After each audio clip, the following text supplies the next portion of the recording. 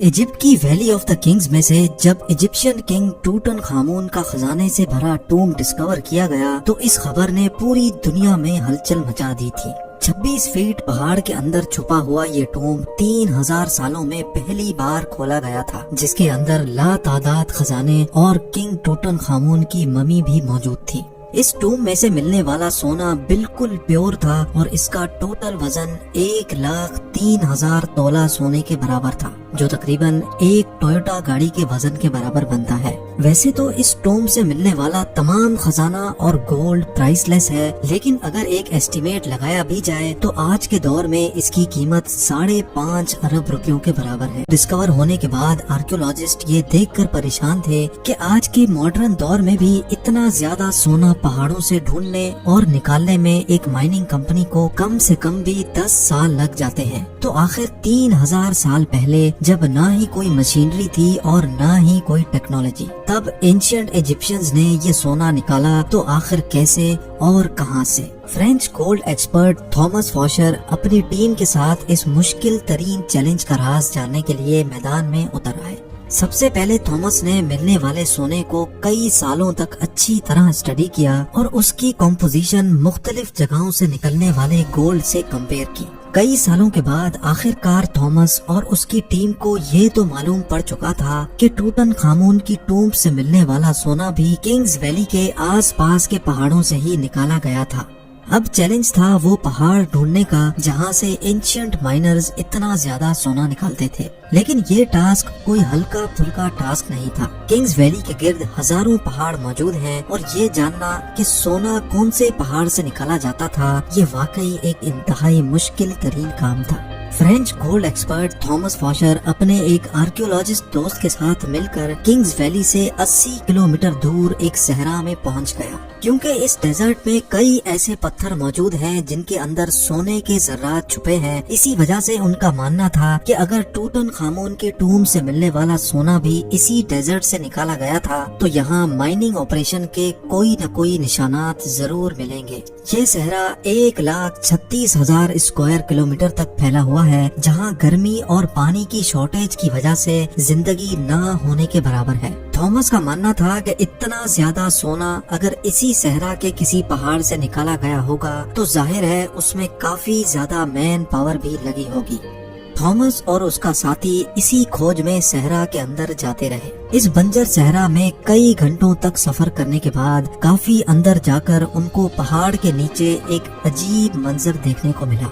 करीब जाकर मालूम पड़ा कि ये एक कदीम जमाने का कुआं था जो पूरी तरह से खुश्क पड़ा हुआ था। ये बात तो जाहिर थी कि ये कुआं किसी दौर में यहाँ से गुजरने वाले काफिलों को पानी फराहम करता था, लेकिन हैरत अंगेज तौर पे यहाँ कुछ और भी था जो इस कुएं से भी ज्यादा इम्पोर्टेंट था। जी हाँ, थॉमस और उसके साथी को यहाँ एक पुराना कमरा भी बना हुआ दिखा जो अंदर से एक इबादतगाह का मंजर पेश कर रहा था। इस कमरे की दीवारों और छत पर काफी मेहनत से पत्थरों पर कार्विंग करके पेंटिंग्स बनाई गई थी। जब इस आर्ट वर्क को गौर से देखा गया तो इसमें एक ऐसा राज छुपा था जिसको देखकर यकीन करना मुश्किल था। थॉमस के साथ आया दोस्त जो कि एक आर्कियोलॉजिस्ट था, उसने बताया कि इस पेंटिंग में वही राज छुपा है जिसकी तलाश में हम लोग निकले हैं।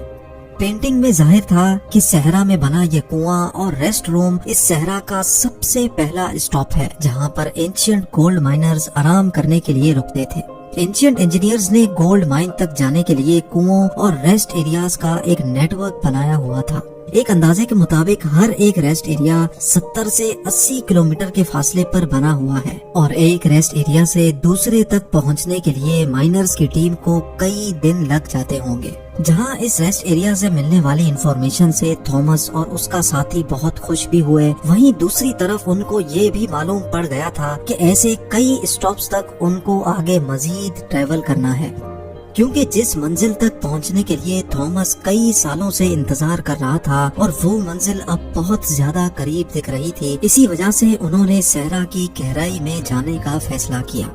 बंजर सहरा में एक के बाद दूसरा रेस्ट एरिया आता गया, लेकिन गोल्ड माइन जैसी कोई चीज नजर नहीं आई। आखिरकार पूरे 2 दिनों के बाद थॉमस को एक पहाड़ के किनारे पड़े ढेर सारे पत्थर दिखाई दिए।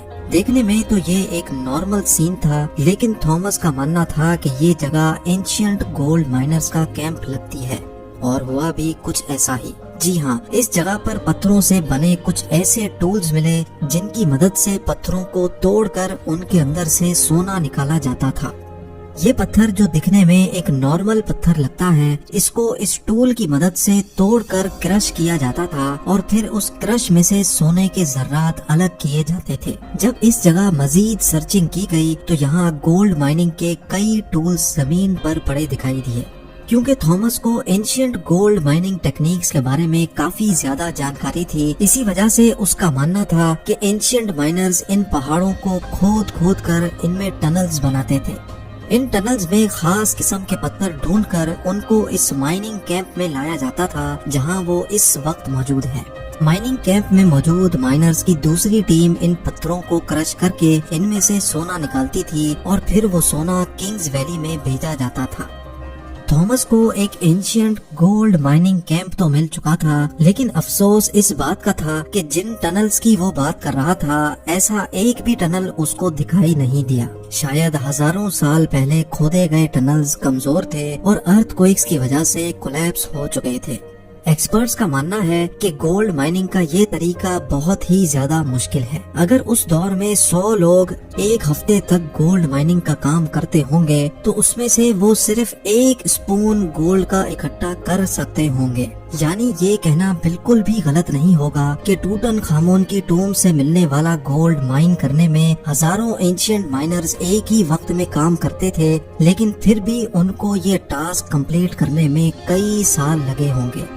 माइन किया गया सोना छोटे छोटे जरात की फॉर्म में किंग्स वैली में भेजा जाता था, जहां पर एक अलग टीम उनको मुख्तलिफ शेप्स में डालती थी, जिसमें टूटनखामुन का death mask, coffin, statues, jewellery, chairs और गोल्ड चैरियट भी शामिल था। 1922 में जब हॉवर्ड कार्टर ने ये टूम डिस्कवर किया था, तब उसमें 5000 मुख्तलिफ किस्म की चीजें मौजूद थी।